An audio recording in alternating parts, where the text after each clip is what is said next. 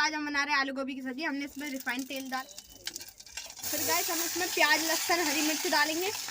ये देखिए गाइस, डाल दी। अब इसको अच्छे से घुमाएंगे।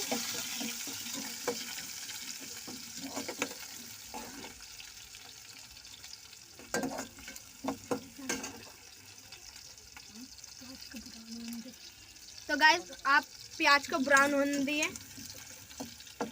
देखिए मटर डाल दिया हमने। अब इसमें हम थोड़े हल्दी डालेंगे,